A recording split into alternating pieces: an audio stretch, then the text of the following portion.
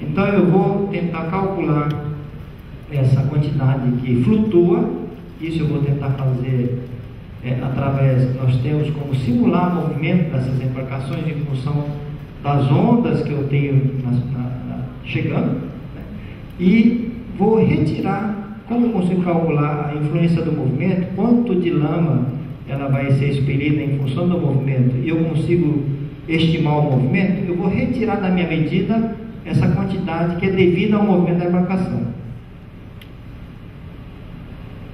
Bom, tem as equações que no fundo é só fazer o balanço de quanto entra e quanto sai, né? A gente está fazendo isso, tá? E aí eu estou aqui mostrando então o movimento vertical da embarcação, né? A embarcação pode andar para os lados, pode na vertical, pode inclusive inclinar, e aqui eu estou mostrando apenas o movimento de vai e vem na vertical, que é o mais importante, que é o mais influente aqui no problema que a gente estava mencionando, né? E a vazão que eu estou medindo no retorno tem essa característica que vocês estão vendo como onda, né? E casualmente ela segue o movimento de ir e vir na vertical da embarcação, né? Então a ideia é, isso aqui é movimento, é metro, aqui é vazão, metro cúbico por metro cúbico, né? Ao longo do tempo aqui. Então a ideia é retirar essa flutuação, porque o que me interessa é o valor médio, né? É o valor médio, essa vazão de retorno aqui, né? Muito bem, aí eu já vou direto para a conclusão que a gente conseguiu retirar direitinho essa influência do movimento. Aqui é uma simulação, né? Mostrando aqui em cima é um movimento na vertical. Esse segundo caso é uma situação, não dá para enxergar aqui, tá? Só estou dizendo que nessa segunda linha aqui, esses sinais representam o movimento sem a normalidade. Aí nós simulamos a normalidade, que é, olhando essa terceira linha, vocês podem ver que tanto perda normal ou ganho, se você olhar isso, você não vai conseguir identificar se está realmente numa das três situações, mas se você retirar a influência do movimento vertical do navio, da plataforma, desse sinal vermelho, eu tenho um sinal desse tipo, que aí sim eu consigo identificar qual situação eu encontro em termos da invasão de fluidos lá embaixo no poço, né? Esse primeiro caso, a normalidade é a parte que está aqui no meio, ele mantém constante, a vazão de retorno está constante. Se eu medir o volume para conferir no tanque, ele também, o nível vai estar constante, né? Mas nesse primeiro caso, de repente eu estou perdendo fluido, né? E nesse aqui mais da direita eu tenho ganho aqui de fluido, né? Então quando eu limpo desse sinal medido no retorno, né, a influência do movimento, eu consigo ter esses sinais limpos de forma que eu consigo detectar não só mais rapidamente, mas de forma eficaz a invasão do fluido no sistema, né, e evitar eventualmente algum acidente maior na operação. Então é isso que eu queria falar dessa primeira parte. O método proposto aqui de retirar esse ruído, né, que eu consigo simular o movimento da embarcação devido à onda e utilizar essa informação, dá para fazer, né, e de uma forma simples, né, é ágil e eficaz na detecção das anormalidades na perfuração de poços. Eu queria então, na sequência, falar dessa segunda parte. Eu vou ver se eu consigo só nas ideias, né, para que a gente consiga chegar no tempo. A detecção de vazamento de induto através agora de uma outra ideia, usar um sistema, aí tem um nome, é Neurofuse, tá? É um sistema neural nebuloso, né? A gente vai ver rapidamente o que é isso aí. Então, o problema é uma situação em que eu tenho vários derivados do petróleo, querosene, gás, gasolina na refinaria, uso um sistema de dutos e vou levar para os diferentes distribuidores, para os tanques dos diferentes distribuidores, essas quantidades, né? E como vocês sabem, utilizo do mesmo duto, às vezes para fazer transferência de diferentes produtos na sequência, né, empatelados em sequência, ou algumas vezes eu uso o duto e eu tenho que mudar do fornecedor de tempos em tempos. Então, eu estou monitorando quanto eu coloquei no duto e quanto está saindo no destino, né? E, obviamente, esse balanço também tem que bater também nesse caso. Se de quanto eu coloquei no início ali na origem e quanto fiz chegar no destino for diferente, novamente eu tenho uma situação nesse caso de vazamento, né? Estou perdendo em algum lugar no meio. E eu vou monitorar essas quantidades.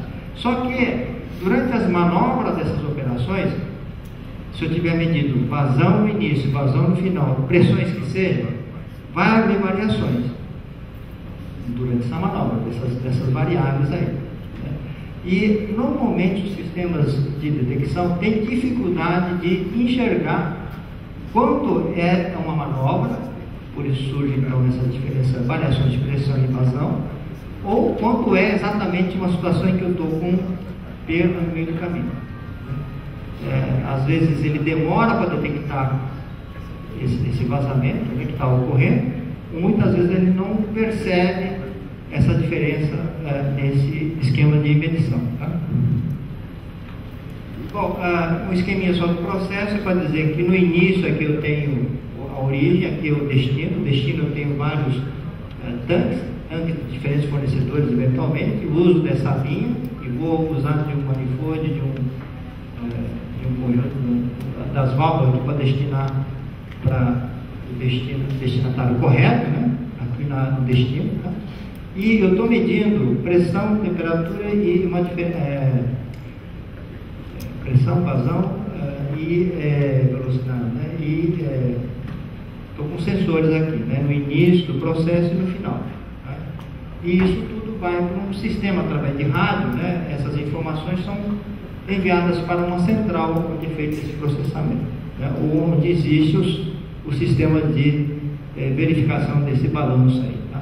Sinais que são coletados estão mostrados aqui nesses gráficos, né? O índice O significa a origem e D significa destino, tá?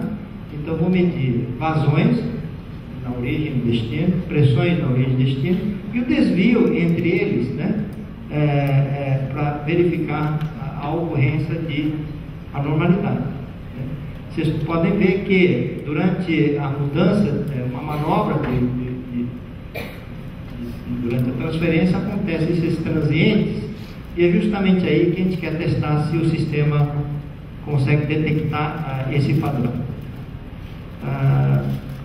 Bom, aí só extraindo um pedacinho daquele transiente, né?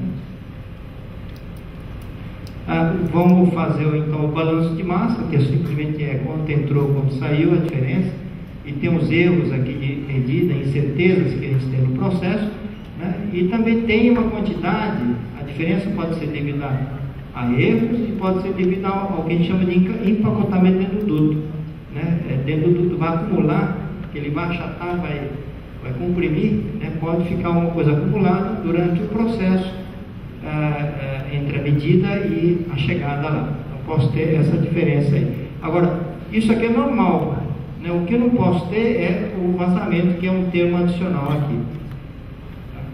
Então, aqui nesse caso eu tenho, aqui eu a diferença seria só, não tenho vazamento, né, não tenho empacotamento também, mas aqui eu tenho um transiente, né, e posso ter também um vazamento, tá? Nesse caso é anormalidade. Bom, o que é a ideia aqui que a gente gostaria de mencionar? Como é que a gente faz aquela identificação de padrão para a gente detectar? Primeiro, treinar, né? Treinar o sistema para entender que aqueles transientes tratam-se de transientes, né? Então a gente tem que ensinar o sistema que, embora haja uma determinada variação durante o tempo, aquela variação não é normal, né? E com isso então eu vou saber ensinar o sistema de que o que não for aquilo que a gente chamou de normal será uma situação de anormalidade. A gente utiliza para a gente programar computador, né? Existem hoje rotinas, algoritmos que seguem a maneira que um neurônio, né?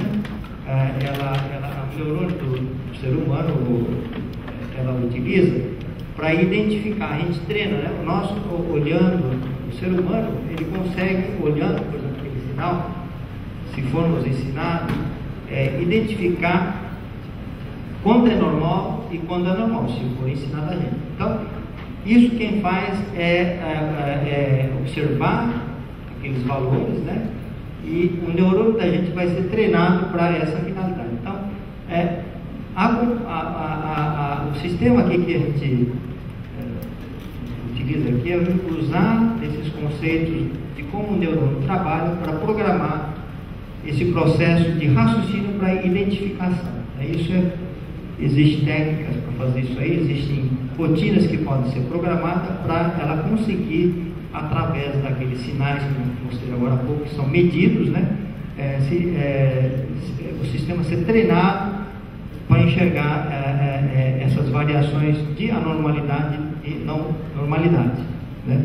E um segundo item é essa parte do neural, né? A parte nebulosa é que essas variáveis, elas têm imprecisões, ela tem uma faixa de anormalidade, elas não são valores exatos, né? Então, se a gente for pelas técnicas tradicionais, nós não conseguimos ter números mais ou menos tanto, né? A gente tem que ter valores exatos para trabalhar, né? E se a gente utilizar a técnica de fazer a conta, vamos dizer assim, né? Usando a lógica nebulosa, raciocínio nebuloso, nós conseguimos tratar números que são mais ou menos normais. A gente entende que é normal, que é o nosso processo natural, né? A gente vê um número e fala normal, né? O normal que a gente está olhando, ela tem uma faixa de aceitação. E a gente consegue incluir isso no processo aqui de cálculo, né? E de estimativa. Tá? Então, tem uma arquitetura, só uma forma de representar essas redes neurais e as regras nebulosas, tá? Tem toda uma parte de matemática e de treinamento dessas redes, né, que eu vou passar em frente, né? E, bom, vou chegar para a conclusão aqui.